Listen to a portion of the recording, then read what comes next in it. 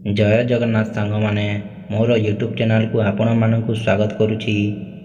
ଆଜିର ପ୍ରଥମ ପ୍ରଶ୍ନଟି ହେଉଛି, ଭାରତର କେଉଁ ରାଜ୍ୟରେ ରାବଣ ମନ୍ଦିର ଦେଖିବାକୁ ମିଳିଥାଏ?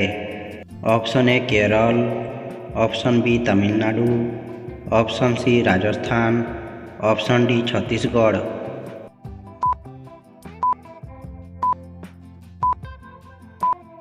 ଏହାର ଉତ୍ତରଟି ହେଉଛି ଅପସନ୍ ସି ରାଜସ୍ଥାନ। ଦ୍ୱିତୀୟ ପ୍ରଶ୍ନଟି ହେଉଛି, ଭାରତର କେଉଁ ରାଜ୍ୟରେ ସବୁଠାରୁ ଅଧିକ ଆମ୍ବ ଚାଷ କରାଯାଇଥାଏ? Option A Uttar Pradesh, option B Karnataka, option C Maharashtra, option D Madhya Pradesh.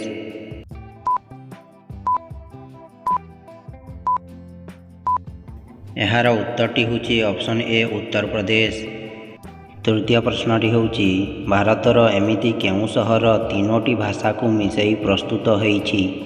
Option A Udaipur, option B Ahmedabad, option C Hyderabad, option D Amritsar. ତେବେ ଫ୍ରେଣ୍ଡସ୍, ଆପଣଙ୍କୁ ଯଦି ଭିଡ଼ିଓଟି ଭଲ ଲାଗିଥିବ ତାହେଲେ ଗୋଟେ ଲାଇକ୍ କରିକି ଆମକୁ ସପୋର୍ଟ କରନ୍ତୁ। ଏହାର ଉତ୍ତରଟି ହେଉଛି ଅପସନ୍ ବି ଅହମ୍ମଦାବାଦ। ଚତୁର୍ଥ ପ୍ରଶ୍ନଟି ହେଉଛି, ବିଶ୍ୱର କେଉଁ ଦେଶ ସର୍ବପ୍ରଥମେ ଚେସ୍ ଖେଳ ଆରମ୍ଭ କରିଥିଲା? Option A Britain, option B England, option C Bharat, option D America.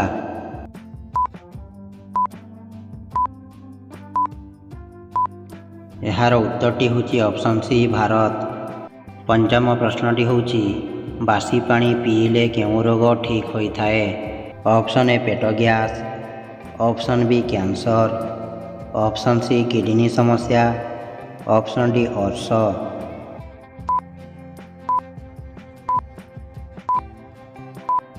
ଏହାର ଉତ୍ତରଟି ହେଉଛି ଅପସନ୍ ସି କିଡ଼ନୀ ସମସ୍ୟା।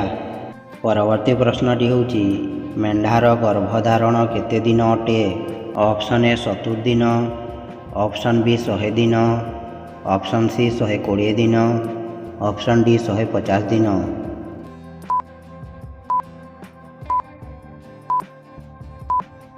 ଏହାର ଉତ୍ତରଟି ହେଉଛି ଅପସନ୍ ଡି 150 ଦିନ। ପରବର୍ତ୍ତୀ ପ୍ରଶ୍ନଟି ହେଉଛି, କେଉଁ ଦେଶର ନୋଟରେ ପ୍ରଭୁ ଶ୍ରୀରାମଙ୍କ ଫଟୋ ଅଛି? Option A Bharat, option B Nepal, option C Netherland, option D Sri Lanka.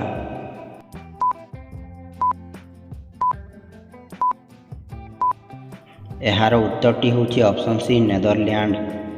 ପରବର୍ତ୍ତୀ ପ୍ରଶ୍ନଟି ହେଉଛି, ଗୁପଚୁପ୍ ଖାଇଲେ କେଉଁ ମାରାତ୍ମକ ରୋଗ ହୋଇଥାଏ? Option A cancer, option B diabetes, option C ଅର୍ଶ, ଅପସନ୍ ଡି କୋଷ୍ଠକାଠିନ୍ୟ।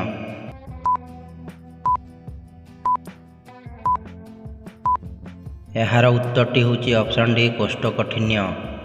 ପରବର୍ତ୍ତୀ ପ୍ରଶ୍ନଟି ହେଉଛି, ଚିତାବାଘର ଜୀବନକାଳ ସମୁଦାୟ କେତେ ବର୍ଷ ଅଟେ? ଅପସନ୍ ଏ 5 ବର୍ଷ, ଅପସନ୍ ବି 8 ବର୍ଷ, ଅପସନ୍ ସି 10 ବର୍ଷ, ଅପସନ୍ ଡି 15 ବର୍ଷ।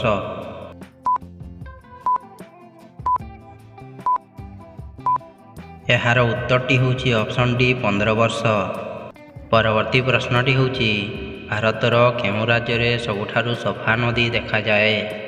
Option A Kerala, option B Meghalaya, option C Madhya Pradesh, option D Paschimbanga.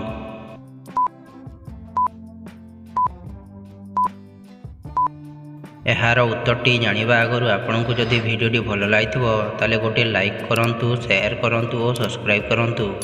ଏହାର ଉତ୍ତରଟି ହେଉଛି ଅପସନ୍ ବି ମେଘାଳୟ।